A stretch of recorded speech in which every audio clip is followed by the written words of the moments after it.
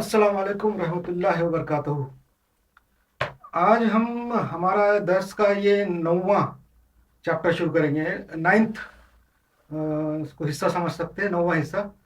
मगर उससे पहले थोड़ा सा रिवीजन भी कर लेंगे, किंतु अभी हम उस मुकाम पे पहुंच गए बहस करते करते, मंतकी, साइंसी और मजहबी उस मुकाम पे पहुंच गए कि इसके आगे मुझे अभी जो है ना, जैसा मैं पिछले साल उसमें बताया था चैप्टर में 8 नंबर में, कि कुरान के ताल्लुक से जो साइंसी हवाले जो मैंने निकाला है, रेफरेंस निकाला है, साइंस की बातें तकरीबन 50 से ज़्यादा है। मैंने खुद से निकाला है, पढ़ के कुरान में, खुद पढ़ के खुद से अपने उससे निकाले हैं, और लोगों ने भी निकाले हैं। दूसरे लोगों ने देखा मैंने इंटरनेट पे कि बहुत अच्छे अच्छे उन्होंने हवाले, रेफरेंस और बातें कुरान से निकाली है जो साइंस से मुताबिकत रखती है।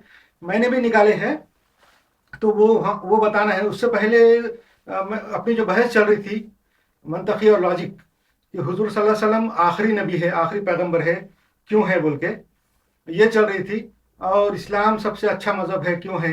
हम किसी मज़हब पे इल्ज़ाम नहीं लगा रहे, किसी मज़हब पे भी इल्ज़ाम लगाना हमारा मकसद नहीं है। हमारा मकसद सिर्फ मुसलमानों को इस्लाम की बुनियादी मालूमात देना है, और मैं कोशिश करूँगा कि इसमें ज़्यादा से ज़्यादा मालूमात हासिल हो। मैंने जैसा बताया कि ये इस्लाम का एक इंसाइक्लोपीडिया रहेगा, तो इंशाल्लाह कोशिश मैं करूँगा कि, तो ज़्यादातर बातें मैं अपनी मेमोरी से करता हूँ, अपने जो याददाश्त के हिसाब से। और मेरी मेमोरी भी इतनी ख़ास नहीं है, मैं भूलते रहता हूँ बहुत सारी बातें, मगर मैं कोशिश करता हूँ। मैंने लिखा भी है, ये जो किताब मैंने तैयार किया है, तो तकरीबन अपनी 40 साल की जो इस्लामी रिसर्च है, मैं इस्लाम के स्टडी के लिए अपना वक्त लगाया, और ख़ास तौर से मुझे इसमें दिलचस्पी थी, और मुझे दिलचस्पी इसमें थी इस्लाम के या किसी भी मज़हब के बारे में मालूमात करने की, कि मैं चाहता था कि मुझे लॉजिक से, साइंस से इसके बारे में हक़ानियत मालूम हो, अल्लाह के वजूद के बारे में, किसी चीज़ के सच है या गलत है, जो भी है, मुझे उसका कोई प्रूफ मालूम हो। मेरा ये ऐसा मेरा तबीयत थी, इसलिए मैंने इसकी स्टडी बहुत डीप में की। अल्लाह ताला ने ऐसे हालात और मौके भी मुझे फराहम किया। अल्लाह का लाख लाख शुक्र है कि मुझे ऐसे हालात मिले और मेरे साथ ऐसे वाक़यात हुए, तो जिसकी वजह से मैं इस्लाम की स्टडी मैंने अच्छी तरीके से किया, बहुत ज़्यादा गहराई में इसकी सच्चाई मालूम करने की कोशिश किया। तो जहाँ तक लॉजिक और साइंस का ताल्लुक है, वो तो अपनी बातें चलती रहेंगी और भी आगे आती रहेंगी। और एक बात आपने महसूस किए होंगे कि जो इस्लामी तालीम जो जदीद तर्ज में मैं देना चाह रहा था, ये तो उसका कोशिश है। और आपने देख लिया होगा कि मेरी जो इस्लामी तालीम दे रहा हूँ मैं, और ये अभी तक जो आपने देखा है 8 चैप्टर्स के अंदर, आपको ये मुख्तलिफ लगी होंगी रिवायती तालीम से, जो पहले ज़माने में, पुराने ज़माने में जो इस्लाम की तालीम देते थे, उससे आपको मुख्तलिफ लगी होंगी। और मैं कोशिश कर रहा हूँ कि इसमें कोई जदीद अंदाज हो, और मुझे बनावटी बातें करने नहीं आती, जैसे कि आम लोग, जैसे कि आप देखते हैं मुसलमानों के शायर है, लड़के हैं, और बहुत सारे ऐसे लोग हैं जो ऐसी बातें करते इस्लाम के ताल्लुक से, शेर शायरी पढ़ते, कोई ऐसे ऐसे बातें इस्लाम के, कुरान के, हदीस के, हुजूर सल्लल्लाहु अलैहि वसल्लम के बारे में ऐसी बातें करते कि उनकी वक्ती तौर पे वाह वाह वाह वाह हो जाती, वाह वाही हो जाती, ऐसी बातें करते। मगर वो बातों में कोई फायदा नहीं है, वो ऐसी बातों का खाली वक्ती तौर पे वाह वाह के लिए, सुनने के लिए, कानों के लिए बहुत अच्छी है, मगर वो आम मुसलमानों के फायदे की नहीं है। मैं ऐसी कोई बातें नहीं करना चाहता कि जिसमें फायदा नहीं है, और बेफायदा बातें। तो आम मुसलमानों का आजकल ये रिवाज हो गया हुआ है कि इस्लाम बोले तो फिर वो शेर शायरी समझते, नात गाने, नात पढ़ने, और हमद नात, शेर शायरी, और ऐसी बातें इस्लाम के ताल्लुक से छोटी छोटी करते रहते कि एकदम लोगों को जैसा एकदम अच्छा मालूम होता है, जैसा तो वाह वाह वाह वाह वाह वाह निकलते, और ये इसी बातों को बहुत तरवीज और फरोग देते रहते। ऐसा नहीं है। मैं अभी कोशिश ये कर रहा था कि हुजूर सल्लल्लाहु अलैहि वसल्लम के जो है आखिरी पैगंबर है हमारे इस्लाम के, जो ख़ास अकीदा है, सबसे बड़ा अकीदा हमारा है, अल्लाह एक है, इस्लाम का अकीदा है। वो भी लॉजिक से साबित है, आगे भी इंशाल्लाह साबित होता रहेगा, मैं बताते रहूँगा। अभी अभी अपने चैप्टर बहुत बाकी है इस किताब के, अभी तो थोड़ा सा हिस्सा हुआ है, इतना हिस्सा हुआ है सिर्फ, अभी इतना बाकी है। ये जो इसके अंदर अल्लाह के ताल्लुक से और अपने इस्लाम के ताल्लुक से बहुत सी बातें आएंगी इंशाल्लाह। तो हुजूर सल्लल्लाहु अलैहि वसल्लम आखिरी नबी है, उनके बाद कोई पैगंबर नहीं, कोई नबी नहीं, कोई रसूल नहीं। ये हमारा अकीदा है, कुरान से भी साबित है, हदीसों में भी बेशुमार हदीस है, बेशुमार हदीसों के अंदर हुजूर ने साफ साफ कह दिया है कि मेरे बाद कोई रसूल, कोई पैगंबर नहीं है। और कुरान में भी उसके ताल्लुक से है, और लॉजिक से भी ये साबित होता है कि देखो, اللہ تعالیٰ کے جیسے آپ کو میں نے بتایا اس سے پہلے بہت زیادہ ڈیٹیل اس کا تعلق سے وسط کے تعلق سے ہوا کائنات کے، یہی بتانے کے لیے کہ اللہ تعالیٰ کوئی بھی کام غیر ضروری نہیں کرتا، کیونکہ اللہ کے اندر ہر کوالٹی پازیٹیو کوالٹی ہے، نگیٹو کوالٹی نہیں ہے، کوئی نقص نہیں ہے، کوئی ڈیفیکٹ نہیں ہے۔ اور ایسا نہیں ہے کہ وہ کچھ کام کرنے کے بعد میں پتہ چلتا اس کو اللہ کو کہ یہ کام غلط تھا یا ایسا نہیں ہونا چاہیے تھا، ایسا ہونا چاہیے تھا، ایسا نہیں ہے، اللہ کو سب پہلے سے پری ڈیٹرمائنڈ رہتا۔ تو اللہ تعالیٰ جب بھی کوئی بھی کام کرتا، میں نے آپ پہلے ہی بتایا تھا کہ ایک کام میں دو شکار رہتے اس کے، ایک ایک کام میں کئی شکار رہتے، ایک تیر سے کئی شکار کرے جیسے کام رہتے، ملٹی ٹاسکنگ۔ تو اللہ تعالیٰ جو بھی کام کرتا ہے غیر ضروری نہیں کرتا، جب ضرورت ہے تو ہی کرتا ہو۔ تو ابھی جیسا حضور صلی اللہ علیہ وسلم جو آخری نبی ہے، آخری نبی کا مطلب ہے کہ اللہ تعالیٰ نے اپنے جو نبی بھیج رہا تھا، انسانوں کی ہدایت اور گائیڈنس جو بھیج رہا تھا، بھیجنا چالو تھا سلسلہ آدم علیہ السلام کے زمانے سے، وہ تکمیل ہو گیا، کمپلیٹ ہو گیا۔ جو مشن تھا، وہ انسانیت کی ہدایت کا جو مشن تھا اللہ کی طرف سے، شیطان نے جو چیلنج کیا تھا اللہ کو کہ میں آدم کو بہکاؤں گا، اس کے اولاد کو بہکاؤں گا اور گمراہ کروں گا، اس کے اپوز میں اللہ تعالیٰ نے انسانوں کو ہدایت دینے کے لیے شیطان کے اس چیلنج کے اپوز کے واسطے اللہ تعالیٰ نے انسانوں کی ہدایت کا بھی انتظام کیا، اس لیے نبی بھیجے اور رسول بھیجے اور ان کی ہدایت کرتا رہا۔ تو وہ سلسلہ چلتا رہا۔ انسانیت جو پہلے زمانے میں آدم علیہ السلام کے بعد سے اتنی ڈیولپ نہیں تھی، اتنی ان کے علم نہیں تھا، اتنی ان کا دماغی طور پہ بھی اتنے ڈیولپ نہیں ہوں گے شاید، مگر جیسا جیسا وہ ترقی کرتے کرتے چلے گئے، 1,40,000 پیغمبر آنے تک کے زمانے میں تقریباً 20,000 40,000 50,000 کتنے سال لگے نہیں معلوم ہے۔ قرآن شریف میں ان کا ذکر ہے، وہ پیغمبروں کا، ان کی قوموں کا، ان کے حالات کا، اور الٹی کی ہوئی بستیاں، جو ایسی بستیاں جہاں پہ حضور اللہ تعالیٰ نے جو پیغمبر بھیجے اور وہ لوگوں نے وہاں ان پیغمبروں کی باتوں کو نہیں مانا، شرک کرتے رہے، بتوں کی پوجا کرتے رہے، اور ستاروں چاندوں کی اور مختلف پتھروں کی پوجا کرتے رہے۔ تو اللہ تعالیٰ نے پھر وہ ان بستیوں کو برباد کر دیا، الٹا کر دیا، پلٹی کر دیا، اٹھا کے آج بھی ہم دیکھتے ہیں قریب انڈیا میں اورنگ آباد ضلع میں پیٹھن بول کے ایک تعلقہ ہے، وہ اس تعلقے کے بارے میں مشہور ہے کہ وہ 7 مرتبہ الٹا کیا گیا ہے، 7 مرتبہ پلٹی کیا ہوا ہے۔ وہاں پہ ابھی بھی جو ہے نا گھر سامان اور ان کے جو گھر کے اندر پانی کے مٹکے گھڑے رہتے ہیں وہ الٹے پڑے ہوئے ہیں، مطلب ان کا جو منہ نیچے ہے اور اس کا جو باٹم ہوتا ہے اوپر ہے وہ گھروں کا۔ اور وہاں کے لوگ یہ بتاتے ہیں کہ یہ گاؤں 7 مرتبہ الٹا کیا گیا ہے۔ تو دیکھو قرآن شریف میں بھی الٹی کی ہوئی بستیوں کا ذکر ہے۔ اور ابھی یہ تو میں خالی میں ایک مختصر بات کرتے چل رہا ہوں کہ حضور صلی اللہ علیہ وسلم کی جو نبوت ہے وہ آخری ہے، تکمیل ہے۔ اللہ تعالیٰ نے جو اپنے نبوت کا سلسلہ بھیجا تھا، نبی بھیجتا جا رہا تھا، تو وہ حضور صلی اللہ علیہ وسلم پہ کمپلیٹ ہو گیا، وہاں پہ آ کے وہ مشن مکمل ہو گیا۔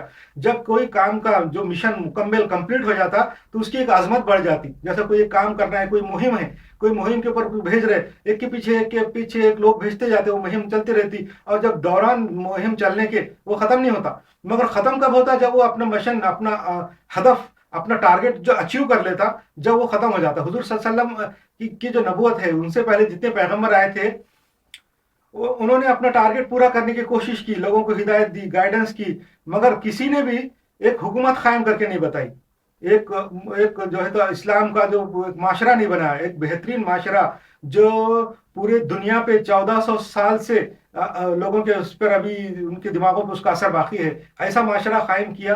ایسی جگہ پہ، ایسے ملک میں جا کے لوگ بہت گمراہ تھے، ان کے اندر بہت ساری برائیاں تھیں، وہ مشرک تھے، کئی خداؤں کو پوجا کرتے تھے۔ تو ایسے جاہل لوگوں میں جو بالکل پڑھنا لکھنا نہیں جانتے تھے، ایسے لوگوں کے اندر انہوں نے وہ بھی اتنے کم سال میں کہ دنیا کی کسی تاریخ میں بھی، کسی بھی انقلاب میں بھی، کسی بھی کلچر میں بھی، جہاں پہ بھی ریولوشن آئے، جہاں پہ بھی کامیں ہوں، اچھے کام ہوئے، وہاں پہ آپ چیک کرو کہ اتنے کم سال میں کسی ایک آدمی نے اپنی ہی زندگی میں کوئی ترقی، کامیابی حاصل نہیں کی ریولوشن لا کے۔ مارکس کو دیکھو، کارل مارکس جو تھا، اس نے وہ نظریہ پیش کیا، مگر وہ اپنی زندگی میں وہ نظریے کو دیکھا نہیں۔ پھر بعد میں رشیا میں، چائنا میں، دوسرے کیوبا میں، الگ الگ کنٹری میں دوسرے لوگوں نے وہ انقلاب لائے اور وہاں حکومت قائم کی کمیونسٹ ٹائپ کی۔ اور فرانس کا انقلاب ہے، پیرس کے اندر کیا ہے، اور امریکہ کے جو انقلاب ہے، وہ سارے لوگوں نے پیش کیے۔ جیسا کہ ایتھنس میں بخرات نے اور جس کو سوکراٹس بولتے ہیں، سوکراٹس، اس نے بھی، سقراط نے، انہوں نے جو نظریے پیش کیے ڈیموکریسی کے، وہ بھی ان کی زندگی میں کوئی لاگو نہیں ہو. اس کے بعد ہزار سال، 2000 سال کے بعد سقراط بقراط کے، وہ یورپ میں پھر ڈیموکریسی آئی. مگر حضور صلی اللہ علیہ وسلم نے جو نظریہ پیش کیا، جو ہدایت اللہ تعالیٰ کی گائیڈنس دی، وہ صرف 23 سال میں، صرف 23 سال اتنے کم ہیں کہ آج ہم جو جدید ٹیکنالوجی کے ساتھ، جدید ہر چیز کے ساتھ، وسائل کے ساتھ، ہمارے پاس دنیا کا، مسلمانوں کے کنٹرول میں آدھی دنیا ہے، رقبہ کے حساب سے آدھی دنیا ہمارے کنٹرول میں. اس زمانے میں حضور کے پاس کچھ بھی نہیں تھا، ایک ایکڑ زمین بھی نہیں تھی ان کے قبضے میں، اور اس زمانے میں نہیں تھی. اور اس کے باوجود بھی انہوں نے محنت کر کے ایک دین ایسا قائم کیا، ایک معاشرہ بنایا، ایک سوسائٹی بہترین بنا کے قائم کر کے، حکومت قائم کر کے، اس کے جو کام، انتظامات، قانون ایسے بنا کے بتا دیے کہ وہ حضور کا، اللہ تعالیٰ کا جو مشن ہے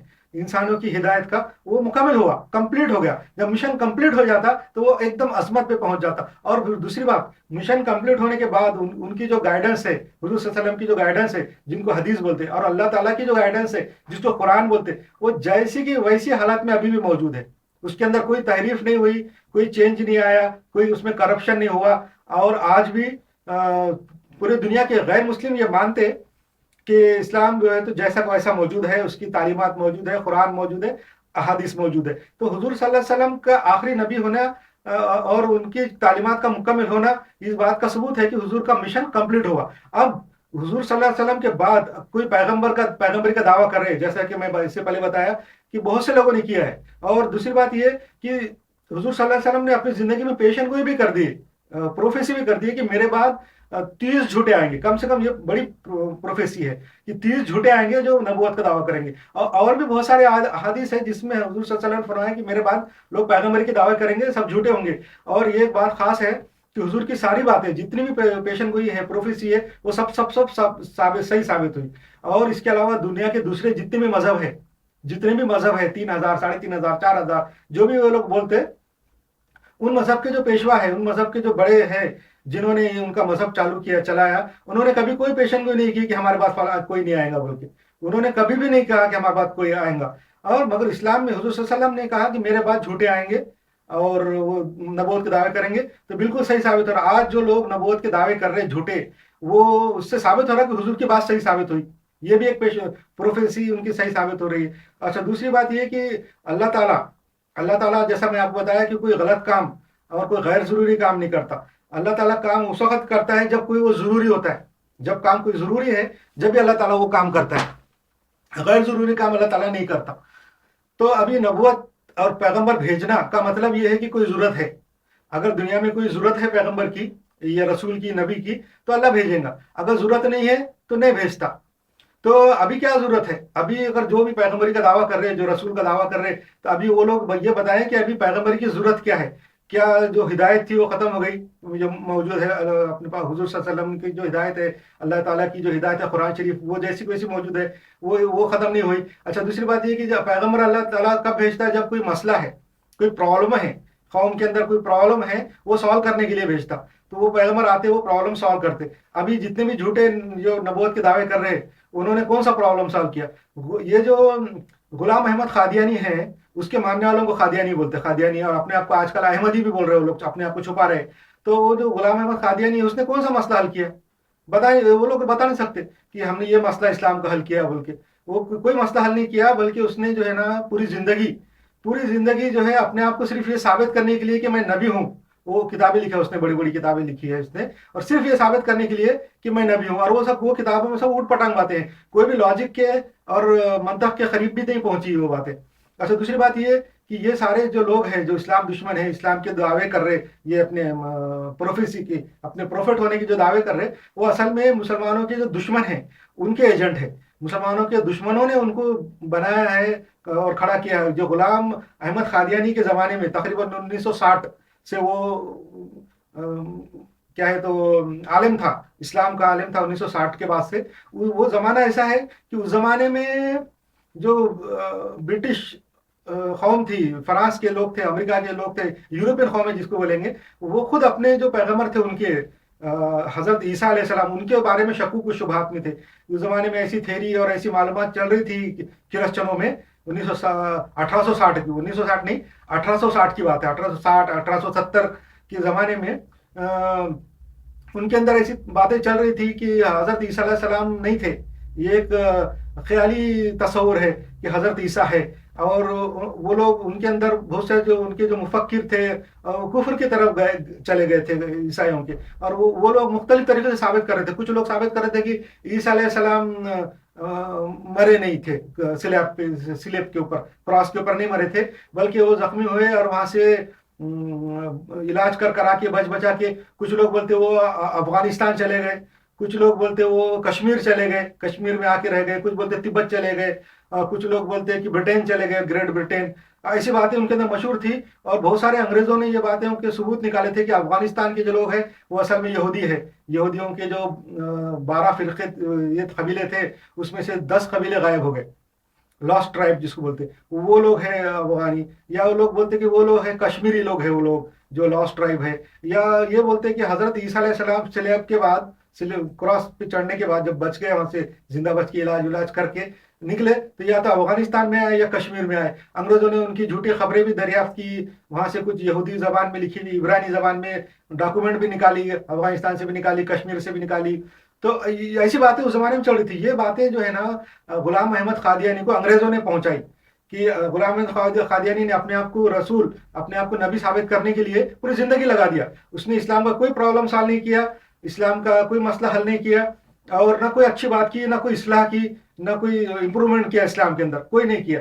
बल्कि बस अपने आप को नबी साबित करने के लिए उसने सबसे पहले तो अपने आप को जो है तो अपना आलम दीन बताता था, इस्लाम का बहुत तहकीक किया उसने, इस्लाम के ऊपर बहुत मालूमात हासिल की, अंग्रेजों की दी हुई जो मालूमात थी हजरत ईसा के ताल्लुक से वो मालूमात की। उसके अलावा बस पैगम्बरी का उसके दिमाग में बात बैठ गई कि पैगम्बरी का दावा करना है, मगर वो दावा नहीं कर सकता था, कि तो कुरान की भी आयत मौजूद थी, हदीसों में भी बहुत जगह लिखा हुआ है कि मैं आखिरी नबी हूँ। हुजूर सल्लल्लाहु अलैहि वसल्लम ने फरमाया मैं आखिरी नबी हूँ और मेरे बाद कोई पैगम्बर नहीं, कोई रसूल नहीं है, तो इतनी बड़ी बातों को झुटला नहीं सकता था। तो उसने फिर क्या किया, अंग्रेजों की जो दी हुई है, जो ब्रिटिश लोगों ने या ऐसे लोगों ने उसको ये जो मालूमात दी थी कि हजरत ईसा अलैहिस्सलाम कश्मीर में आए, फिर बाद में वहाँ उनका इंतकाल हो गया, जिंदगी वहाँ गुजारी, उनकी औलाद हुई, बच्चे हुए, और वो उनका इंतकाल हुआ, उनकी फिर मज़ार है, दरगाह है वहाँ पे कश्मीर में।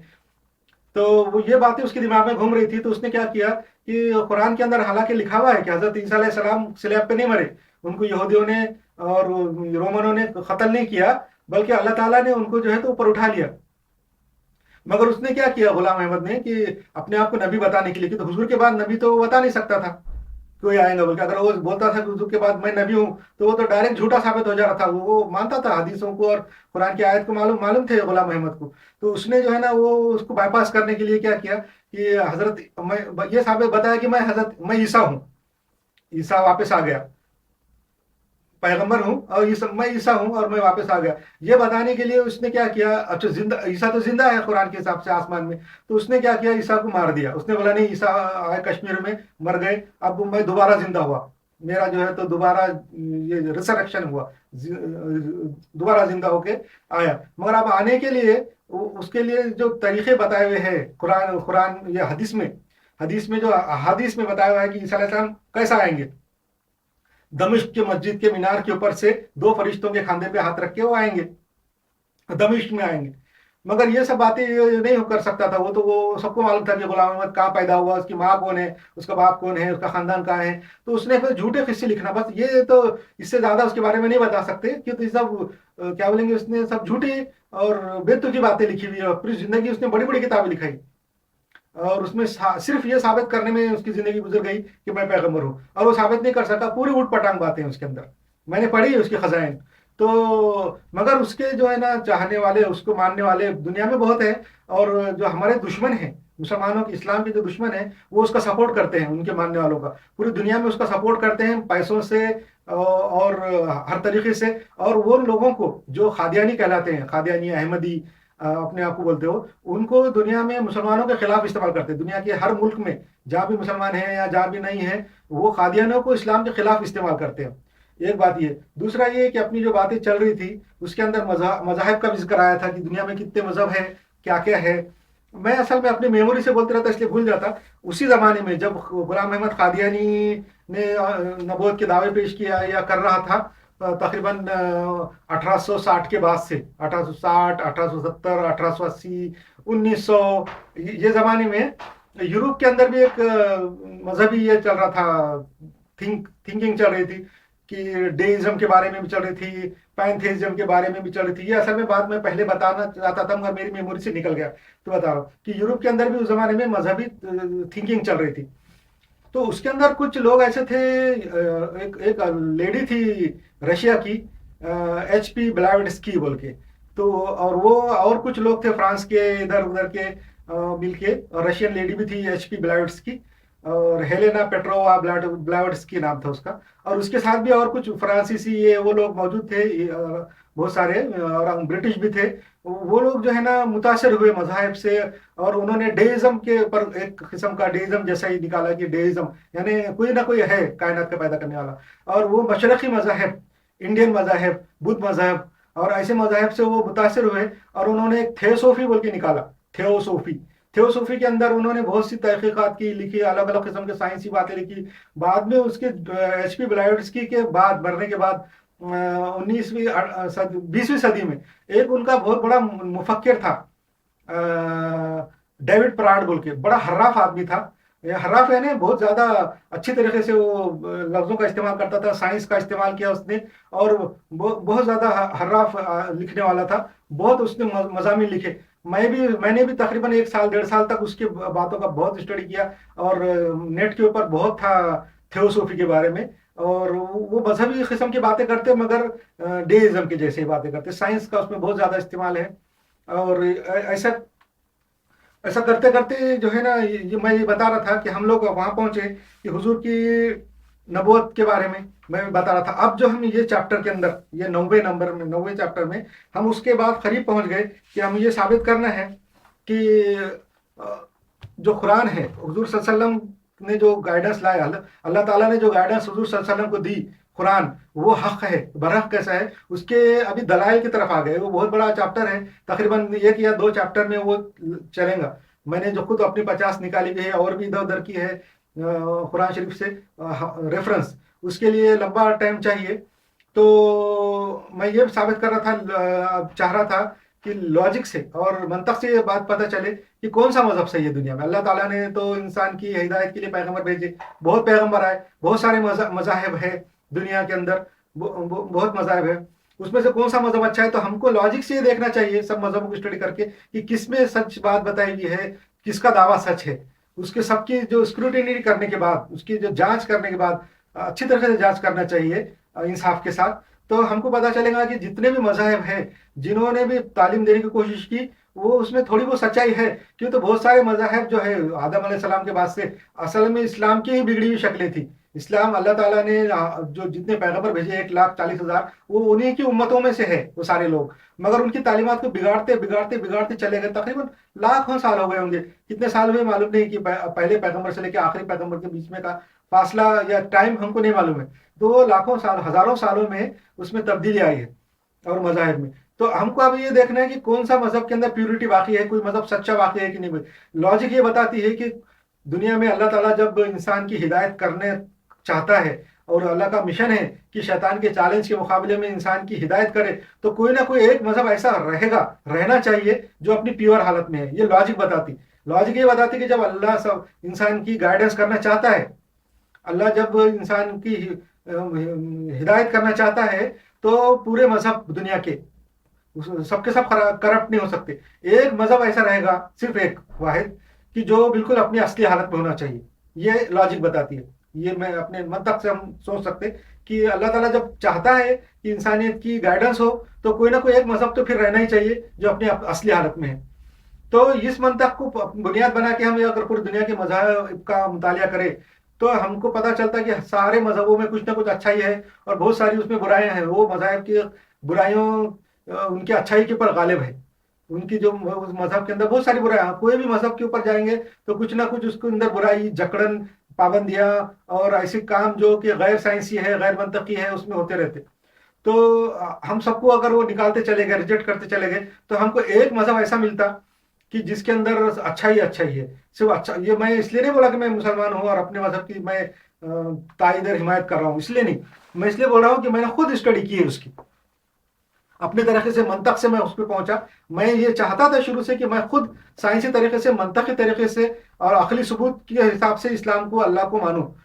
خالی ایسا زبردستی یا میرے ماں باپ بولے، معاشرہ ہے، سماج ہے، اس کی وجہ سے میں ماننے کے لیے ہرگز تیار نہیں تھا. اور اس لیے میں نے خود سے اسٹڈی کر کے اللہ کے کرم سے نکالا، اور اللہ نے مجھے ہدایت دی. اور یہ جو بولا جاتا ہے پہلے سے، کوئی ایسا آتھینٹک بات نہیں ہے کہ ڈھونڈنے والے کو خدا بھی ملتا. یہ ایسا بولتے ہیں، پہلے بولتے تھے ڈھونڈنے والے کو خدا بھی ملتا. یہ بات سچ ہے، میں نے خود ڈھونڈا ہے اور وہ ملا بھی ہے. تو ایسا نہیں، میں کوئی بڑا دعویٰ نہیں کر رہا. تو یہ جو ہے ہدایت، جو منطق یہ بتاتی کہ کوئی ایک مذہب صحیح ہونا چاہیے، تو ہم تمام مذاہب کی اسٹڈی کریں گے تو پتہ چلتا کہ اسلام کا جو دعویٰ ہے وہ صحیح ہے. اسلام کے دعوے کے حساب سے اسلام یہ بولتا ہے کہ اللہ ایک ہے، منطق بھی بولتی ہے اللہ ایک ہے. یہ ثابت ہوتا ہے جو سارے دنیا کے جتنے مذہب ہیں، اگر وہ بولتے کہ اللہ ایک ہے تو وہاں تک وہ بات صحیح مان سکتے ہیں ہم. مگر کوئی بھی مذہب، اگر دنیا کے کوئی 3 ہو، 3500 ہو، 4000 ہو، اگر وہ بولتے کہ ایک سے زیادہ اللہ ہے تو سمجھو وہ ریجیکٹ ہے، کیونکہ منطق کے طور پہ ریجیکٹ ہے. تو سارے مذہب کو ہم ریجیکٹ کرنا چاہیے. جو بولتے کہ ہم ایک سے زیادہ اللہ ہے وہ فوراً ریجیکٹ ہے. تو ہم پہنچتے پھر اسلام کے اوپر کہ اسلام بتاتا اللہ ایک ہے، یہ بات صحیح ہے. اس کے بعد اور کیا ہے؟ تو اس کے بعد ہم دیکھیں گے کہ اسلام کا دعویٰ ہے کہ ہمارے پاس اللہ کی گائیڈنس ہے، ہدایت ہے. باقی سارے مذاہب یہ بولتے کہ ہمارے پاس فلاں فلاں کی لکھی ہوئی ہے، ہمارے بڑے بزرگ نے لکھی ہے، فلاں کی کتاب ہے، فلاں کی باتیں ہیں، یہ ہے وہ ہے. تو وہ انسانوں کی باتیں ہیں. مگر ہمارا جو مذہب ہے، جو آسمانی مذاہب میں سے 3 مذہب میں سے ہمارا اسلام، اس کا دعویٰ ہے کہ میرے پاس اللہ کی ڈائریکٹ کتاب موجود ہے. تو ہم اس کے اوپر دیکھنا چاہیے کہ واقعی صحیح ہے، اللہ کی طرف سے موجود ہے. تو ہم دیکھتے ہیں کہ واقع ہے یا نہیں ہے. تو اس کے ثبوت کیا ہے اللہ کی طرف سے جو کتاب ہے. تو سب سے پہلے تو یہ دیکھنا چاہیے کہ وہ کتاب صحیح حالت میں موجود ہے کہ نہیں ہے، اس کی حفاظت کیسے ہوئی، وہ کیسا لکھی گئی. تو قرآن شریف کے بارے میں سب متفق ہیں، مسلم اور غیر مسلم، کہ اس کو جو ہے آتھینٹک طریقے سے حضور صلی اللہ علیہ وسلم کے زمانے میں جو اللہ کی طرف سے گائیڈنس قرآن ان کے اوپر نازل ہوتا تھا، وہ حضور اپنی زندگی میں لکھا دیتے تھے کئی بھی چیزوں پہ. اور بعد میں ان کے انتقال کے فوراً بعد ان کے جو خلیفہ تھے، ان کے جو نائب تھے، انہوں نے اس کو جو ہے نا کاغذ پہ لکھا کے، اس کے والیوم بنا کے الگ الگ اپنے اپنے سلطنت میں پھیلا دیے تھے. اس کا ایک نسخہ 100% ابھی موجود ہے ترکی کے اندر، اور بھی 1-2 نسخے موجود ہیں. تو اس سے یہ ثابت ہوتا ہے کہ مسلم غیر مسلم سب اس کے اوپر متفق ہیں اور ایگری کرتے ہیں کہ قرآن جیسا ویسا موجود ہے. اب نمبر دوسری ہدایت ہمارے پاس 2 ہے. حضور صلی اللہ علیہ وسلم کی گائیڈنس، ان کی جو انسٹرکشن، وہ بھی اللہ کی طرف سے ان کے اوپر آتے تھے انسٹرکشن، اور وہ حضور لوگوں کو بتاتے تھے. تو اس کو حدیث بولتے، وہ بھی موجود ہے. اس کا بھی بہت بڑا ذخیرہ، اتنا بڑا ذخیرہ ہمارے پاس موجود ہے کہ قیامت تک کے لیے، آپ آج سے دنیا کے اینڈ تک کے لیے ہم کو اس میں سے گائیڈنس مل رہی ہے، نکلتے رہتی ہے. ابھی تک ایسا کوئی موقع نہیں آیا، ابھی پچھلے 1440 سال میں مسلمانوں پہ کوئی بھی ایسا موقع نہیں آیا کہ قرآن حدیث سے رہنمائی اور گائیڈنس نہیں نکلی بول کے. ابھی تک ایسا نہیں ہوا کہ ہم لوگ رک گئے اور گائیڈنس نہیں ملی. تو ہم کو گائیڈنس اس سے مل رہی ہے. نمبر تیسرا، حضور صلی اللہ علیہ وسلم نے اور اللہ کا بہت بڑا کرم ہے ہم کو کہ ہم کو ایک گائیڈنس کا اور ایک طریقہ دیا جس کو اجماع امت بولتے. اجماع امت اور اجتہاد بولتے. اب اجماع امت اجتہاد کس کو بولتے؟ کہ جو اسلامی مفکر ہے، اسلام کے جو عالم ہیں، اسلام کے جو نالج والے لوگ ہیں، علماء ہیں، تو ان کا جو ہے اسلام کے اسپرٹ کے حساب سے، اسلام کی جو اسپرٹ ہے، اسلام کی جو روح ہے، اس کے حساب سے تھنک کر کے، جیسا کوئی چیز قرآن حدیث سے ان کو نہیں مل رہی ڈائریکٹلی، تو انہوں نے اس کے اوپر تھنک کرنا چاہیے، سوچنا چاہیے، اور سب مشورہ کرنا چاہیے. سب علماء جمع ہو، اسلام کے فرقوں، مختلف فرقوں کے جمع ہو کے وہ قرآن حدیث کی روشنی میں، قرآن حدیث کی اسپرٹ کے ساتھ اس چیز کے بارے میں سوچ کے جو مشورہ کر کے جو فیصلہ کریں گے اس کو اجماع امت بولتے. جو عالم لوگ جو اجتہاد کرتے اس کو اجماع امت بولتے. اور جو کوئی اکیلا آدمی ہے، سمجھو کوئی عالم نہیں ہے موجود نہیں ہے، کوئی اکیلے آدمی کو کوئی واقعہ اور کوئی مسئلہ آ جائے، کوئی پرابلم آ جائے، اور وہ قرآن حدیث کی روشنی میں، اسلام کی اسپرٹ میں اگر کوئی ڈیسیجن لے، اس کو اجتہاد بولتے. اجتہاد اور اجماع امت جو ہے، یہ بھی ایک ہمارا اسلام کے اندر ایک گائیڈنس کا دیا ہے. تو ہمارے پاس سمجھو تقریباً 3 ہو گئے جو گائیڈنس کے سورس ہے اسلام کے اندر: قرآن، حدیث اور یہ اجماع امت اور اجتہاد. یہ ہمیشہ ہمارے لیے گائیڈنس ہے، اور قرآن کے اندر سے اور حدیث میں سے ہمیشہ ہمیں گائیڈنس ملتے رہیں گی. اور قرآن جو ہے، हुजूर सल्लल्लाहु अलैहि वसल्लम, जैसे मैं बताया कि आखिरी नबी है, आखिरी पैगंबर है, अल्लाह का जो मिशन है इंसान को गाइड करने का वो उसके आखिरी सरबराह है। तो उनकी जो गाइडेंस है वो हमेशा के हस्ते होना चाहिए। ये एक मंतकी, एक लॉजिकल बात है ये, कि जब हुजूर सल्लल्लाहु अलैहि वसल्लम आखिरी पैगंबर है तो उनकी जो गाइडेंस है वो भी हमेशा के हस्ते होना चाहिए, आखिरी होना चाहिए, उनकी गाइडेंस भी आखिरी होना चाहिए।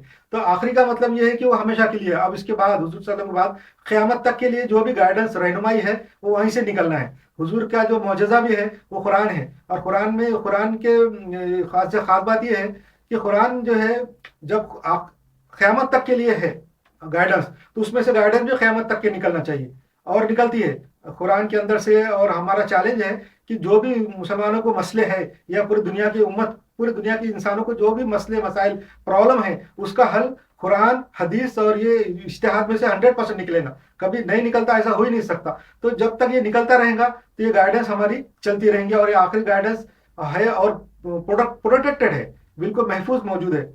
अच्छा, अभी जो मैं बता रहा था कि कुरान के ताल्लुक से जो पिछले 8वें इसमें कि कुरान की हक़ानियत के प्रूफ क्या है, तो उसमें मैं कुछ एक आयत का हवाला दिया था, सूरह बकरा 251 नंबर की आयत दिया था मैंने, कि उसमें, और दूसरे सूरह अल हज सूरह नंबर 22 और आयत नंबर 40 के हवाले दिया था, कि उसमें अल्लाह ताला ने फरमाया कि हम एक कौम से की ताकत से, एक कौम की ताकत से दूसरी कौम को दबा देते, ताकि वो दुनिया में जुल्म ना हो। अगर कोई कौम दुनिया में जुल्म कर रही है तो उसको दबाने के लिए वो कौम को दूसरी कौम खड़े कर देते, ताकतवर कौम, कि वो उस कौम को दबा देती हो। तो उसका मिसाल भी दे रहा था मैं कि दुनिया में देखो आज के हालात, आज के जो अखबारात, आजकल के जो न्यूज़पेपर, और आज की जो जो भी कंडीशन है, उसके अंदर आपको पता चलेगा कि कौन से मुल्क हैं जो पहले दूसरे मुल्कों को दबाते थे, डराते थे, धमकाते थे, मगर जब उनके ऊपर उनसे ताकतवर मुल्क आके आ जाता, खड़ा हो जाता उनके सामने, तो फिर वो डर जाते, फिर उसको छोड़ देते कमजोर मुल्क को, फिर बड़े मुल्क के आगे हाथ में जोड़ना शुरू कर देते। ये एक कुरान का एक मौजज़ा है कि आज के आज की तारीख में वो आपको सही नजर आएगा। दूसरा ये है, कुरान के बहुत सारे, अब तो मैं शुरू करूंगा, कि दूसरा ये है कि अल्लाह ताला ने जो है ना कुरान शरीफ में कह दिया है, आज के ज़माने से बता रहा हूँ मैं, कि आज जो वाक़यात हो रहे 1440 साल के बाद, कुरान के आने के बाद, आज भी वो जो है गाइडेंस कैसा है। कुरान में अल्लाह ताला ने कहा है कि मुसलमानों के जो कट्टर दुश्मन है, मुसलमानों के तो दुश्मन जो जो भी है हो सकते हैं, मगर मुसलमानों के जो कट्टर दुश्मन कौन रहेंगे, दो कौमें होंगी सिर्फ जो मुसलमानों के एकदम कट्टर दुश्मन रहेंगे, और वो रहेंगे यहूदी, और नंबर दूसरी मुशरिकीन, जो एक से ज्यादा खुदाओं को मानते। तो अब आप देख लो दुनिया के अंदर, आज दुनिया में मुसलमानों के कौन दुश्मन है, ये दो ही कौम दुश्मन है। और इसराइल के सबसे जिगरी दोस्त कौन है, मुसलमानों के जो दुश्मन है वो इसराइल के जिगरी दोस्त है। और दुनिया में इस वक्त इसराइल और ये मुशरिकीन, यही जो है ना इस्लाम के, मुसलमानों के सबसे ज्यादा दुश्मन है। ये भी कुरान से इसकी हक्कानियत साबित होती। ये जो है ना ये कौन से आयत में है, सूरह अल माइदा और आयत नंबर 82, सूरह नंबर 5 आयत नंबर 82 के अंदर ये है कि मुसलमानों के जो दुश्मन है वो यहूदी होंगे और मुशरिकीन होंगे। तो आज हम देख सकते हैं, आज के ज़माने की, आज की न्यूज़ के अंदर मुसलमानों के दुश्मन कौन है, आपको ये नजर आएंगे। अच्छा, दूसरी बात ये कि कुरान के जो ये है हक़ानियत है, जो कुरान सच है, उसकी दलील के वास्ते में स्टार्ट कर रहा हूँ थोड़ा थोड़ा, कि देखो 23 साल में कुरान के इसमें उसलूब में, कुरान के जो स्टाइल में कोई तब्दीली नहीं आई। कुरान जो है ना, जो स्टार्ट हुआ हुजूर के ऊपर नाजिल होना, वो 23 साल में कंप्लीट हुआ। पहले नाजिल हुआ थोड़ा हिस्सा, थोड़ा थोड़ा थोड़ा करते पूरे 23 साल में कंप्लीट हुआ। तो कुरान का जो पहली जो आयतें हैं शुरू की 23 साल पहले की समझो, और बाद में 23 एकदम आखिरी की, उसके जो स्टाइल में कोई चेंज नहीं है, उसका स्टाइल सेम है, जबान सेम है, लहजा सेम है। ये कोई कैसा मालूम होता, जो लोग अरबी नहीं जानते, जिनकी जबान मादरी जबान अरबी नहीं है, या जो अरबी बोल नहीं सकते या अरबी समझ नहीं सकते, वो तो सिर्फ ट्रांसलेशन पढ़ते, तो ट्रांसलेशन से भी थोड़ा बहुत समझ में आता। मगर जो लोग अरबी सीख कर, या जिनकी जबान अरबी है, उनको ये पता चलता कि जब कुरान वो पढ़ना शुरू कर देते तो वो ये बता नहीं सकते कि इसमें कौन सा हिस्सा पहले आया, कौन सा आखिरी का है, और उसके स्टाइल में, जबान में क्या फर्क है। हम लोग जब इंसान है, किसी एक जगह रहते, किसी एक मुल्क में रहते, किसी एक कंडीशन में और हालात में रहते, तो हमारी जबान, हमारे बोलने का स्टाइल जो है, तो वो माहौल के हिसाब से चेंज हो जाता है। जिस मुल्क में है वैसा माहौल, जबान हो जाती। जैसे जिन लोगों में रहते, जिन कम्युनिटी में है, कि थोड़े साल तक हमारी ज़बान का लहजा एक जैसा आता, फिर थोड़े साल के बाद अलग अलग लहजा हो जाता। इंसानों का भी ऐसा है कि पूरी दुनिया के अंदर इंसान अपने अपने इलाके के हिसाब से अपनी ज़बान बोलते हैं, उनके लहजा, इनका स्टाइल ऐसा रहता। मगर इस कुरान का जो है, ये एक मुझे छोटा सा बताया मैंने कि ये हक है की वजह से, कि ये उसका 23 साल में नहीं चेंज हुआ। दूसरा, कुरान शरीफ की पेशन गोया मैं चाह रहा था कि कुरान शरीफ के अंदर जो पेशन गोया हैं, तो उसके अंदर ये बताया है कि ये मुनाफिक है।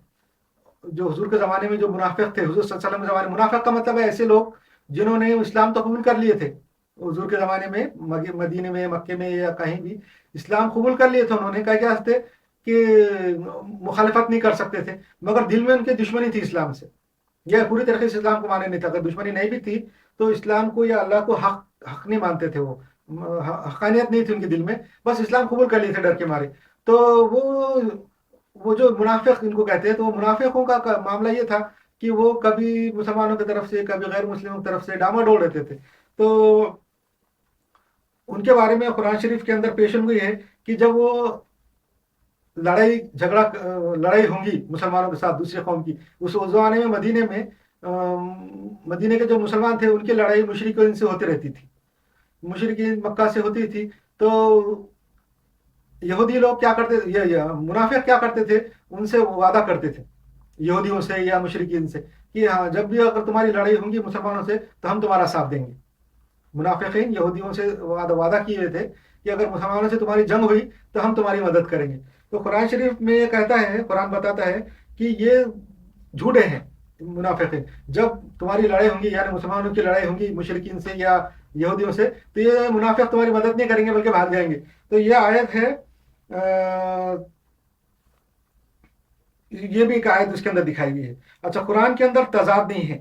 कुरान के चौथा पॉइंट ये है कि कुरान की जो आयतें हैं तकरीबन 6000 से ज़्यादा है, तो उनकी जो आयतों के अंदर कोई तजाद नहीं है। कोई जैसा ऐसे नहीं कि पहली आयत में कुछ बात है, दूसरी आयत में उसका अपोजिट बात है, ऐसा नहीं है। तो ये भी है। दूसरा, अल्लाह ताला ये फरमाता है कि कुरान का चैलेंज है कि कुरान का चैलेंज है कि एक सूरत बना के लेके आओ। कुरान का चैलेंज है कि इस जैसी एक सूरा बना के लेके आओ, एक आयत बना के लेके आओ, एक चैप्टर बना के लेके आओ। सूरा बकरा में भी है, सूरा नंबर 2 आयत नंबर 23। सूरा यूनुस में भी है, सूरा नंबर 10 और आयत नंबर 38, इसमें भी है कि ऐसी एक आयत बना के लेके आओ। जैसा मैं पिछले चैप्टर में आपको बताया था, इससे पहले के कि तकरीबन 7 नंबर चैप्टर में शायद बताया था मैंने कि ये कुरान का चैलेंज है, ये एक मौजज़ा है कुरान का, कि कुरान ने अरबों के सामने, कि जो बहुत अपनी ज़बान के अंदर, वो अरबी ज़बान के अंदर बहुत एक्सपर्ट थे उस ज़माने में, सबसे ज़्यादा एक्सपर्ट वो सिर्फ अरबी ज़बान में थे। तो उनके सामने अल्लाह ताला ने चैलेंज किया था कि ऐसी आयत बना के लेके आओ, ऐसे सूरे बना के लेके आओ, ऐसी जो है एक छोटा चैप्टर बना के लेके आओ, या 10 आयतें बना के लेके आओ कम से कम। इसके रेफरेंस दिया मैंने आपको। अरबी लोगों को चैलेंज किया था, और अरबी लोगों ने बहुत कोशिश किए थे उस ज़माने में। बड़े बड़े इनके जो शायरों ने, बड़े बड़े पोएट ने, और बड़े बड़े लिखने वालों ने, एकेडमिक्स ने बहुत कोशिश किए, मगर वो नहीं कर सके और खामोश हो गए।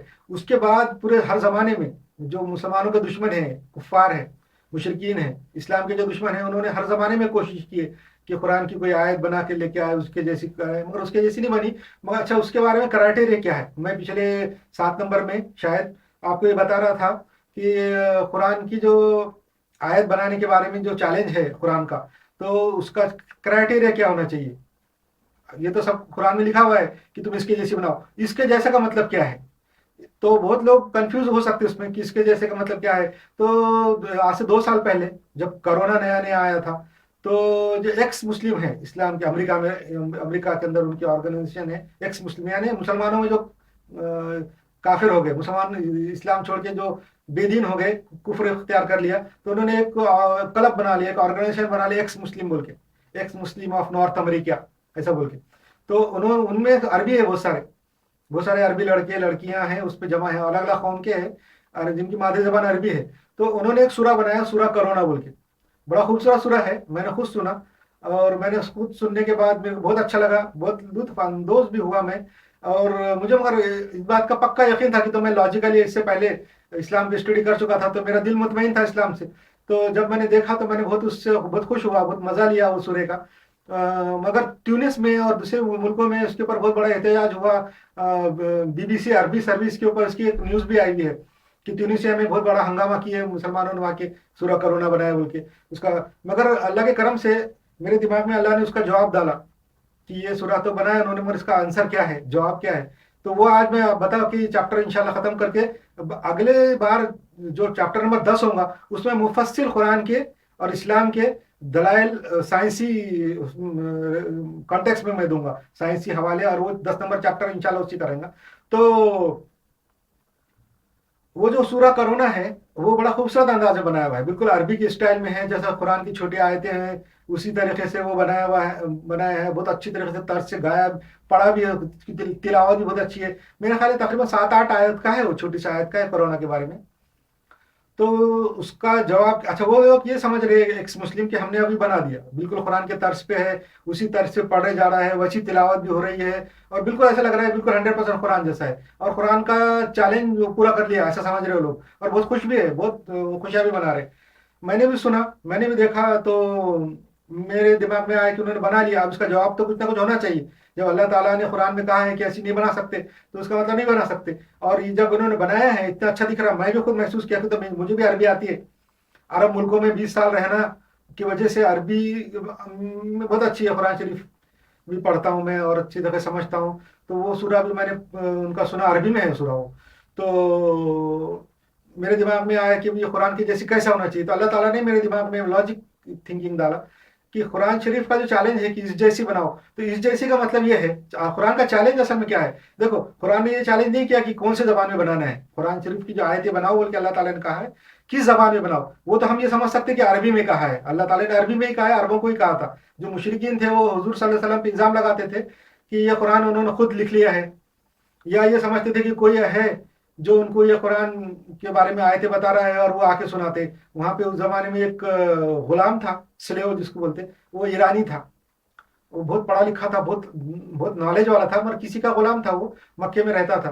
तो हुजूर सल्लल्लाहु अलैहि वसल्लम उसके पास दावत के लिए जाते होंगे शायद उसको इस्लाम पहुंचाने के लिए, तो ये मुशरिकीन ने देख लिया था। तो उसके बारे में भी ये लोग कहते थे होंगे कि ये वो जो ईरानी है, उस जमाने में ईरानी बोलते थे, फारसी, फारस का था रहने वाला।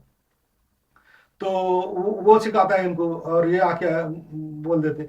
बाद के ज़माने के जो लोग हैं, आज के ज़माने के बोलेंगे, बहुत सारे मुसलमानों के दुश्मन, जो इस्लाम के दुश्मन हैं, उन लोगों ने भी इल्ज़ाम लगाया कि ये जो कुरान है वो बाइबल से निकाला है, तौरात से और इंजील से और पुरानी किताबों से ये हुजूर ने निकाला है, उसके अंदर क्या आयते हैं। मगर ऐसा नहीं है, कुरान जो है बाइबल और तौरात के अंदर ये जो बातें हैं या दूसरी मजहब मजहब की जो बातें हैं उसका उसमें कोई नहीं है कि, तो जो कुरान कुरान के अंदर जो वाक़ियात हालात हैं वो बाइबल और तौरात से बिल्कुल मुख्तलिफ है। और ये बात और पीछे वक्त में थोड़ी सी हिंट के तौर पर बता दिया था कि आर्कियोलॉजी के हिसाब से जो पुरानी किताबें, पुरानी चीज़ें मिलती रहती है हमारे आजकल के जदीद तहकीक करने वालों को, आर्कियोलॉजिस्ट को, ज़मीन में से जो चीज़ें निकलती है वो डायरेक्ट ज़ाहिर इसलिए नहीं करते कि उनको मालूम है कि कुछ ना कुछ कुरान के फेवर में निकल जाएगा, उसमें से कोई आयत, कोई बात, कोई ऐसी वाक़या जो निकल जाएगा जो हूबहू कुरान में है मगर बाइबल में उसका अपोजिट है या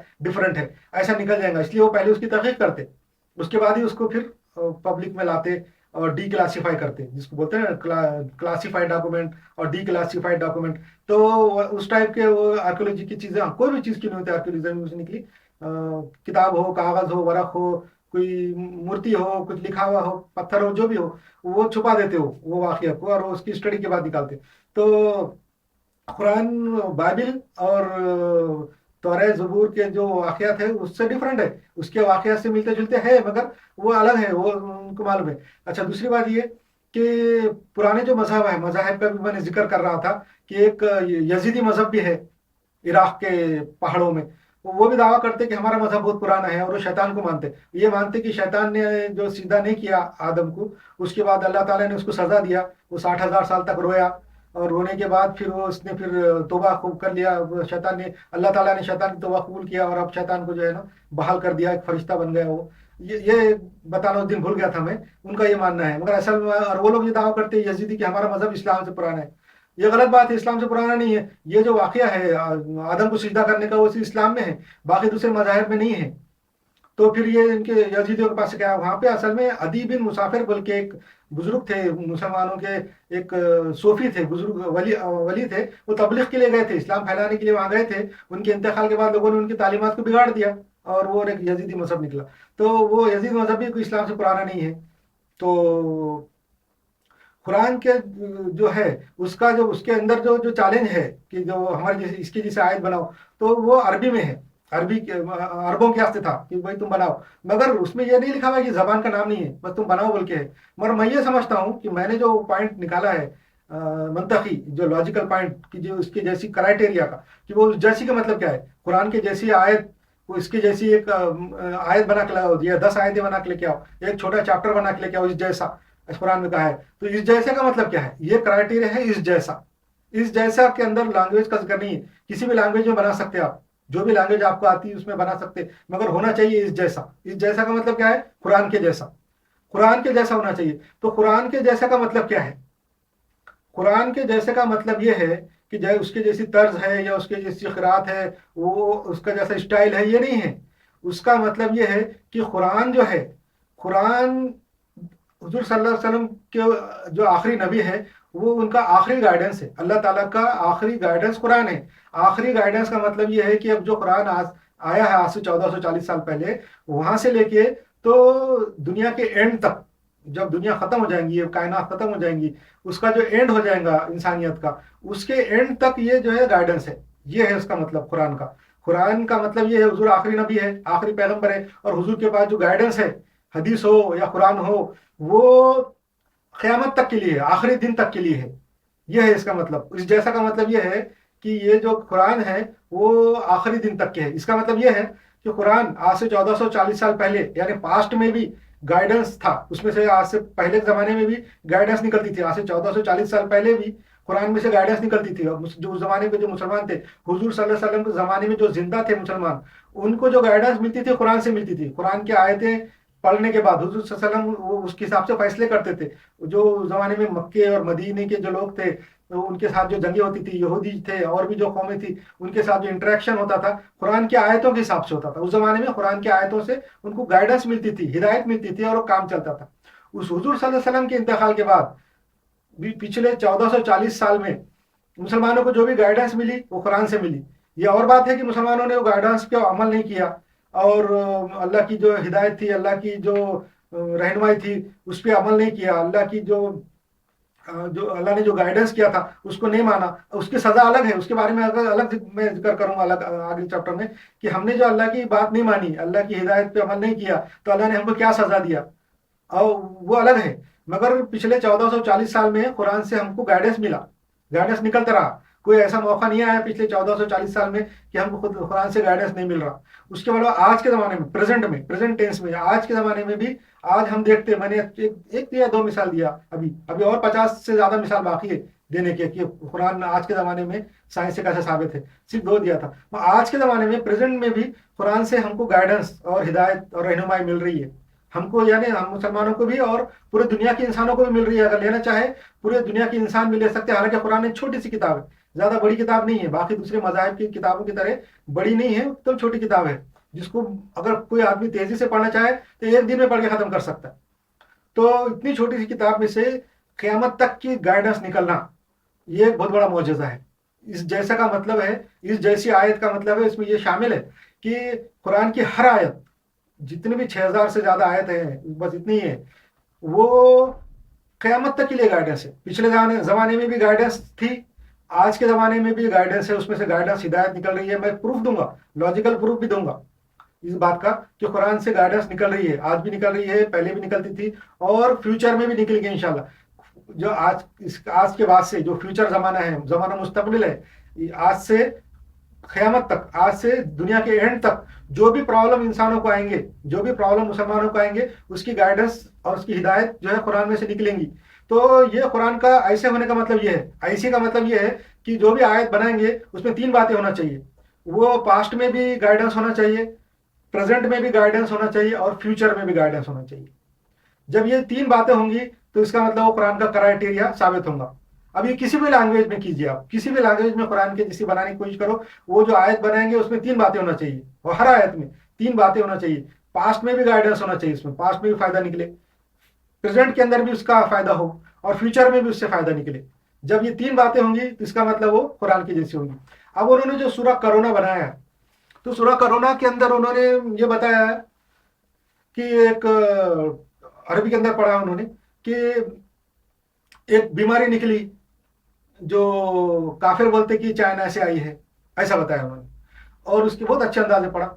उसके बाद उन्होंने बताया कि इसमें क्या क्या करना है, किसी को छीना नहीं है, किसी को टच नहीं करना है, और जदीद साबुन से, नए साबुन से हमेशा हाथ धोते रहना है, और ये बीमारी बहुत खतरनाक और शदीद किस्म की है, और इस किस्म की बातें बताई, और बहुत अच्छी तरीके से पढ़ा, और लग रहा है कि बिल्कुल वो अरबी जैसा है। ट्यूनिसिया की और अरब कंट्री के जो मुसलमान थे वो तो उसके ऊपर बहुत इश्तियाल अंगेज हुए, उन्होंने बहुत हंगामे किए कि देखो उन्होंने ऐसा बनाया, मगर उनको ये बात नहीं मालूम है कि ये कुरान के क्राइटेरिया पे नहीं है। कुरान का क्राइटेरिया ये है कि उसके अंदर की जो भी आयत है वो 3 बातें उसमें होना चाहिए, पास्ट में भी वो गाइडेंस होना चाहिए, प्रेजेंट में भी गाइडेंस होना चाहिए, और फ्यूचर में भी गाइडेंस होना चाहिए। अब ये सूरह कोरोना के अंदर क्या गाइडेंस है, जो वाकया हुआ, अगर कोरोना आने से पहले अगर वो बताते, समझो ये आयत बना, ये सूरह बनाते कोरोना आने से 1 साल पहले, कम से कम 1 साल पहले, समझो 2018 में बना देते, 2017 में बना देते, या 2019 के फरवरी तक भी बना देते, मार्च तक भी बना देते, तो हम मानते कि ये पहले से उन्होंने बता दिया था, बाद में कोरोना निकला, सूरा कोरोना है, बीमारी है। ये बातें 2019 तक लोगों को मालूम नहीं थी कि कोरोना क्या चीज़ है, और कैसा क्या क्या करना पड़ता, हाथ धोना नहीं पड़ता, कौन से साबुन से हाथ धोना है, और कहाँ से निकली बीमारी। ये अगर ये बात उन्होंने बताई नहीं, पूरा जब बीमारी कोरोना की आई उसके बाद वो कोरोना निकला, इसका मतलब ये पास्ट का कुछ साल ताल्लुक नहीं। अब प्रेजेंट में उससे कोई फायदा नहीं है कि तो कोरोना चला गया, अब फ्यूचर में उससे क्या फायदा है। फ्यूचर में तो वो एक बात खत्म हो गई, उन्होंने कोरोना के बारे में बता दिया और वो खत्म हो गई, तो फ्यूचर में। मगर कुरान की जो आयतें हैं, दूसरी जो भी आयतें हैं, अभी ये हर एक आयत वो तीनों जमाने के लिए है, तीनों जमाने के लिए है। मैं आपको मिसाल दूंगा इंशाल्लाह अगले चैप्टर में। अभी एक थोड़ी सी मिसाल दे के ये खत्म करता हूँ चैप्टर नंबर 9। इंशाल्लाह 10 के अंदर कुरान के दलाइल, इस्लाम के ताल्लुक से दलाइल, अल्लाह के वजूद के दलाइल साइंसी में देने की कोशिश करूंगा, जो मैंने निकाले 50 से जाए। अब देखो कुरान शरीफ की जो आयत है, अब आप बताइए कोई भी आयत निकाल के बताओ, उसमें तीनों बातें मौजूद है। कोई भी एक भी आयत अगर निकालेंगे तो उसमें 3 बातें मौजूद रहेंगी। ये वो बात माजी में भी, पास्ट में भी गाइडेंस रहती है। उसके अंदर दूसरी बात रहेंगी, वो प्रेजेंट के ज़माने में भी गाइडेंस रहेंगी, और तीसरी बात है फ्यूचर में भी गाइडेंस रहेंगी। अब जो है ना, इस्लाम के एक मुबलिग बेचारे बहुत अच्छे आदमी थे, उन्होंने एक बात अच्छी निकाली, उनसे पहले भी किसी ने निकाली होंगी, और उन्होंने पेश किया था, मैंने सुना था। उन्होंने बताया था कि ये जो सूरह है, सूरह अबू लहब, औज़ु बिल्लाहि मिनश शैतानिर रजीम, बिस्मिल्लाहिर रहमानिर रहीम, सूरह जो लहब है, तब्बत यदा अबी लहब व तब मा अगना मालहु मा कसब सयस्ला नारन ज़ात लहब व मरातहु हमालतल हतब फी जीदिहा हबलुम मिन मसद। ये जो सूरह है, इसका तर्जुमा ये है कि ये एक अबू लहब बोल के था, हुजूर सल्लल्लाहु अलैहि वसल्लम का दुश्मन था, इस्लाम का दुश्मन था, और बहुत ज़्यादा इस्लाम की दुश्मनी में सरगर्म था, बहुत ज़्यादा एक्टिव था, इस्लाम की दुश्मनी में बहुत ज़्यादा एक्टिव था वो, और बहुत ज़्यादा दुश्मन था हुजूर सल्लल्लाहु अलैहि वसल्लम का। हुजूर को कत्ल करने की भी कोशिश किया, और मुसलमानों के खिलाफ लड़ाई भी किया, और बहुत ज़्यादा दुश्मन था। तो उसके ताल्लुक से ये सूरह है, सूरह लहब कुरान में। अब ये हमारे जो इस्लाम के दुश्मन हैं, इस्लाम के जो दुश्मन है, मुसलमान दुश्मन है, वो सूरह को पेश कर सकते, बोल सकते देखो ये तो सूरह पास्ट का है, वो इसके अंदर क्या पास्ट का जिक्र है। मैं आपको तर्जुमा मुख्तसर बताऊंगा। पास्ट का जिक्र ये है कि एक अल्लाह ताला फरमाता है सूरह लहब में कि जो अबू लहब है, उसका नाम है अबू लहब, वो बर्बाद हो गया, उसके हाथ टूट गए, वो बर्बाद हो गया, और वो दोज़ख में जाएगा मरने के बाद, जल्दी अनकरीब वो दोज़ख में जाएगा। अनकरीब इसमें तर्जुमा है कि वो अबू लहब बर्बाद हो गया, उसके हाथ टूट गए, और अनकरीब वो दोज़ख में जाएगा। और उसकी बीवी भी दोज़ख में जाएंगी, जो कि लकड़ियाँ उठाती है। लकड़ियाँ उठाती का मतलब है आग में तेल डालती है, आग भड़काती है, और वो उसके गले में जो है तो रस्सी होंगी, बटी हुई रस्सी। ये आयत जो है, ये जो सूरह है पास्ट का है, उसमें हर चीज़ पास्ट में है। अब वो वाक़या भी हो गया, और आज से 1440 साल हो गया। अब फ्यूचर में क्या काम का है ये, प्रेजेंट में क्या काम का है। ये तो खाली माजी का था। मगर कुरान शरीफ की जो मैं बात बताया कि इस जैसी के अंदर इसमें तीनों बातें हैं। इस सूरह में भी तीन बातें हैं जो पास्ट में भी काम की थी, प्रेजेंट में भी काम की है और फ्यूचर में भी काम की रहेंगी इंशाल्लाह, ता क़यामत तक काम की रहेंगी। अभी मैं साबित करूंगा और बात खत्म करूंगा अपनी, और इसके बाद अपना 10 नंबर का चैप्टर इसके बाद शुरू होगा, उसमें हवाले रेफरेंस उस हिसाब से दूंगा। मगर ये बात करके खत्म करता हूँ कि सूरह लहब में तीन बातें मौजूद हैं। कुरान शरीफ का जो क्राइटेरिया है कि कुरान शरीफ की आयत में तीन बातें होना चाहिए, वो उसमें मौजूद है। पास्ट में भी फायदे का, प्रेजेंट में भी फायदे का और फ्यूचर में भी फायदा होना चाहिए। अब ये सूरह में क्या है वो हमारे मुफक्किर ने बताया है कि इसमें फायदा ये है कि जो अबू लहब के बारे में सूरह आया तो वो हुजूर ने सूरह पढ़ के सुनाया, लोगों ने फिर वो सूरह पढ़ा। अबू लहब ने भी सुना, जो इस्लाम का दुश्मन था, कट्टर दुश्मन था और इस्लाम को हराने की हर मुमकिन कोशिश करता था। अपनी पूरी जिंदगी उसने इस्लाम को और मुसलमानों को नीचा दिखाने और गलत साबित करने के लिए गुजार दी। जब उसने सूरह सुना तो बहुत तलमल आया, बहुत गुस्सा आया उसको, और भी ज्यादा उसकी दुश्मनी बढ़ गई। मगर अगर वो इस्लाम को झूठा साबित करना चाहता तो झूठ मूठ इस्लाम कबूल कर लेता। अगर झूठ मूठ इस्लाम कबूल कर ले, मुसलमान हो जाता, तो अल्लाह की बात गलत साबित हो जाती कि वो बर्बाद हुआ और दोजख में जाने वाला है बोल के। क्योंकि जब इस्लाम कबूल करके मुसलमान हो जाता तो रजी अल्लाह ताला हो जाता, मुसलमान हो जाता। मगर उसने नहीं किया, एक बात। नंबर दूसरी बात ये, अगर फर्ज को कुरान की और अल्लाह की बात झूठ होती कि वो दोजख में जाएगा, तो वो खुद अगर जबरदस्ती नहीं बल्कि वाकई में उसका दिल कन्वर्ट होके, तब्दील होके सच्चा मुसलमान बन जाता। सच्चा अगर मुसलमान इस्लाम कबूल कर लेता, सच्चा सच्चा, तो भी अल्लाह की बात झूठ साबित हो जाती कि अल्लाह ने कहा था कि वह करीब दोजख में जाएगा और उसकी बीवी भी दोजख में जाएंगी। मगर वो ये सूरह आने के बाद भी 8 साल जिंदा रहा। सूरह आने के बाद, ये सूरह नाज़िल होने के बाद, सुनने के बाद मक्के में सुनाए हुजूर सल्लल्लाहु अलैहि वसल्लम ने और हुजूर सल्लल्लाहु के साथियों ने सुनाए। वो 8 साल तक ये सूरह सुनता रहा, जिंदा रहा, मगर काफिर मरा। ये उसकी खास बात है। अगर वो मुसलमान हो जाता, सच्चा भी मुसलमान होता या झूठ मूठ भी मुसलमान होता, तो सूरह गलत साबित हो जाता। ये उसका पास्ट का फायदा हो गया। अब प्रेजेंट में क्या फायदा है। प्रेजेंट में जब भी कोई काफिर, जब भी इस्लाम का कोई दुश्मन हमको कुरान की हकानियत के बारे में पूछेगा तो हम ये सूरह पेश करेंगे, ये आज के इसमें। और फ्यूचर में क्या फायदा है। फ्यूचर में भी जब भी कोई काफिर, कोई दुश्मन इस्लाम का हमसे अगर पूछेगा कुरान की हकानियत, तो ये सूरह पेश करेंगे, बोलेंगे देखो कुरान में ये लिखा हुआ है और उसने कबूल नहीं किया। और खास बात, उसकी जो बीवी है वो भी उसके बाद जिंदा रही। अब अबू लहब के मरने के बाद वो भी बहुत दिन जिंदा थी, मगर उसने भी इस्लाम कबूल नहीं किया, वो भी काफिर मरी। और इस सूरह में बस इन दोनों का जिक्र है, अबू लहब के बेटों का जिक्र नहीं है। अबू लहब के जो बेटों का जिक्र नहीं है, किसी का जिक्र नहीं है। तो ये बात हुई, ये कुरान शरीफ की हकानियत की है। और ये छोटी सी बात मैं बता के आज का चैप्टर खत्म कर रहा हूँ। इंशाल्लाह अगले चैप्टर में, 10वें चैप्टर में, मैं पूरी कोशिश करूंगा अपनी मेमोरी से, कि तो मैं अपनी बातें किताब में पढ़ के आप लोगों को नहीं बता सकता, कि तो किताब में देखते देखते बताऊंगा। इतना बहुत बारीक बारीक मैंने खुद से 40 साल मेहनत करके लिखा है, तो इतना पढ़ पढ़ के लिखना और सुनाना आपको मेरे लिए डिफिकल्ट है। इसलिए मैं क्या करता हूँ कि हर चैप्टर से पहले थोड़ा सा उसका पढ़ के तो आपको दिखाते रहता हूँ। तकरीबन 200 पेज का है ये, तो मेरी मेमोरी से कुछ बातें निकल जाती है, इसलिए मैं थोड़ा सा रिवीजन करके दिखाता हूँ। इंशाल्लाह अगले चैप्टर में, अगले 10 नंबर के सबक में हम कोशिश करेंगे कि मैं ज़्यादा से ज़्यादा बताऊँ, मैं भूलूँ भी नहीं, ऐसी भी कोशिश करूँगा। और इस कुरान की और इस्लाम की हकानियत के लिए मैं रेफरेंसेस दूंगा, कुरान की आयतों से, साइंस की बातों से मैं रेफरेंस दूंगा इंशाल्लाह। बस दुआ कीजिए। अस्सलाम वालेकुम।